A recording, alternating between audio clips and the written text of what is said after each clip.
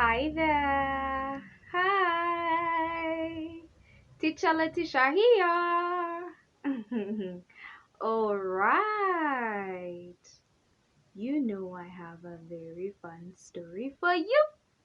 So I'll see you in a bit. Listen to this song and dance to it. I wanna dance for you, sing for you. Giving all the best and praise to you, Lord. I wanna jump in the mighty name of Lord. Giving all the best and praise to you, Lord. Oh, I wanna dance like David dance. Dance with the Holy Spirit. Dance with the anointing of God. Dance. I wanna dance for Jesus. I wanna dance like David. Dance. I wanna dance for my Lord. Dance with the anointing of God. Dance with the Holy Spirit.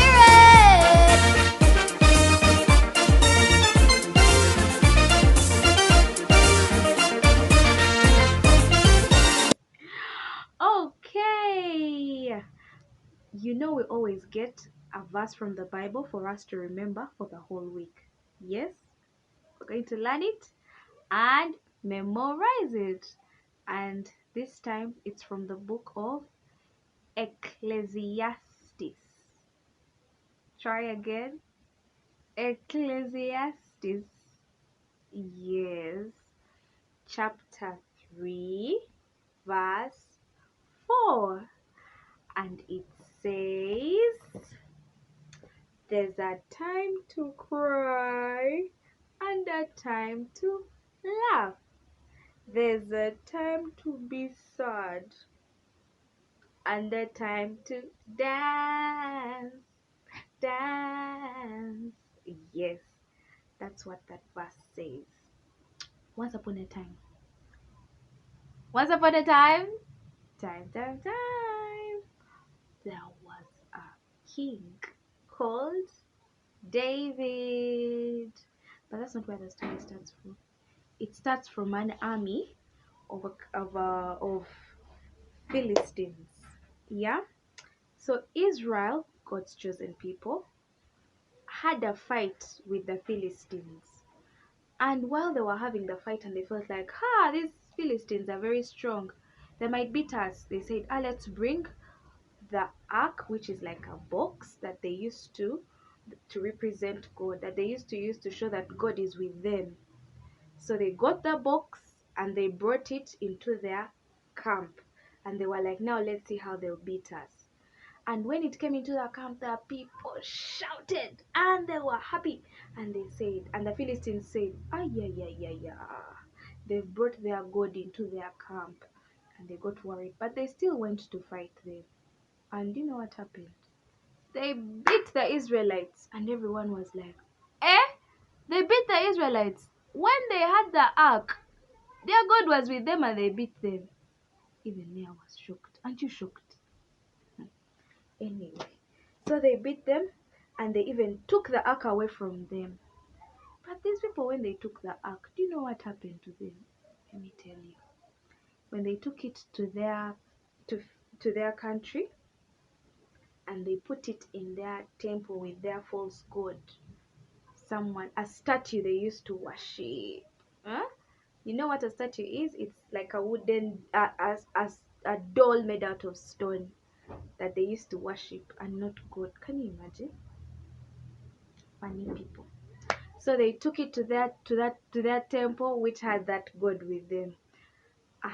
And the moment they put the ark there, the next day they came and they found their God down. He had fallen face down. They're like, who threw our God? They put him back. The next day they came, they found him in pieces, ears off, arms off, pieces everywhere. He was just in pieces. And they said, they could now no longer put him back together. And they said, yeah. Take this box away from here. They took it, they asked to take it away, but they had nowhere to put it. So they took it to Israel in a very small town. But before they took it, I want to tell you what else happened to them. They also got boils, like wounds on their skin. They were getting sick because they had a god that wasn't theirs, and they were worshipping other gods, and they decided this ark has to go. So they took it to a town in Israel, a small village, like a village, and they took it there to keep it there. They're like, let this ark be far from us. Let it go back to its people. When they took it to that place, and it stayed there, and people had decided to forget about it. But then there was a king called David.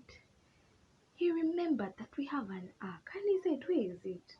Then they told him it's in a small village, and he told them, go and bring it. And they said, okay. So he got 3,000 soldiers, many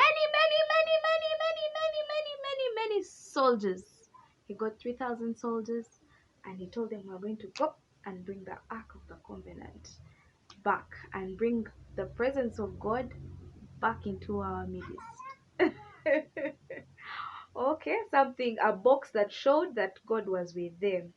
So he went, he got the soldiers, he got people to carry it, and while they were there, he decided to dance and praise God. He was so happy that God had allowed to come back and be with them. He started dancing, and he danced. He was the first one in front. The soldiers were behind with the covenant box, and he was in front, dancing, dancing, dancing, and he was very happy, very happy, very happy. He was overwhelmed with joy. He had so much joy. The Spirit of the Lord was on him, and he was so anointed and so happy, and he could do nothing but dance all the way to Jerusalem, the city where they were taking the covenant books. And they took it there, and he was so happy. And then people were seeing him dancing. This is the king. He's there dancing because he loves God. And then his daughter was in the window watching, and she said, you see, he's dancing like a madman. And then when King David came back to the palace, and she said, how could you dance like that? Everyone was watching you. And he said, I don't mind. Me, I was dancing for God. God saw my heart. I was dancing for him. And right there, that's something you also can do. When you feel so happy and you feel like praising God, one way to do it is dancing. Just go and pull your favorite move, and dance for him. And someone could even ask you, why are you dancing? And then you tell them about your God, the one you love so much and the one who loves you even more. What's the memory verse? Ecclesiastes chapter 3 verse 4, and it says, there's a time to cry and a time to laugh. There's a time to be sad and a time to dance. Dance. Bye, children.